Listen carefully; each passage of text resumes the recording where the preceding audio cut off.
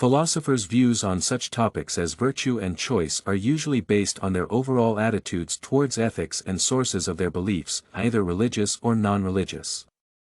If to provide an example, Augustine and Socrates' views on virtue and free will were completely different. In Plato's Apology, Socrates argued that there were no connections between one's belief in God and the desire to make a choice in favor of good.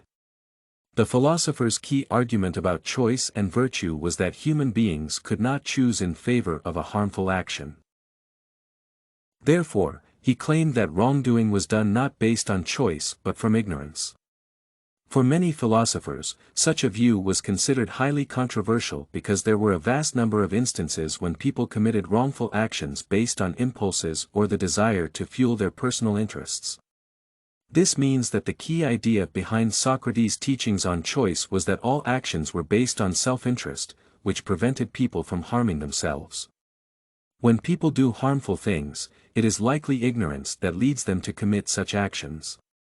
With regards to human virtue, Socrates saw it as the most important benefit that people can have and argued that immoral actions took place only when people misunderstood this benefit.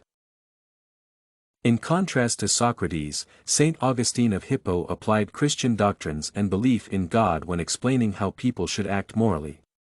In Augustine's opinion, wrongdoing was associated with one's will to do so, which means that it is an individual's choice to act in an immoral way, as proposed in his work, On the Free Choice of the Will.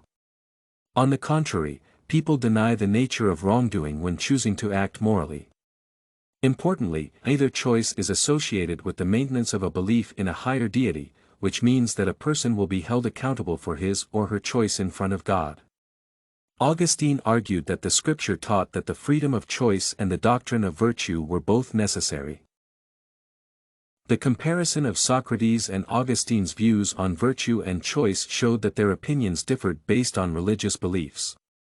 While Socrates saw no point in making connections between choice and virtue and the belief in God, Augustine's teachings on the same topics heavily relied on whether a person followed the word of the scripture.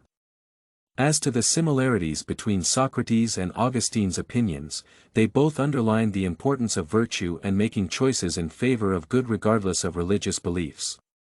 In my opinion, both views are valid when applied to real-life situations, and every person has the right to choose either perspective on moral behaviors.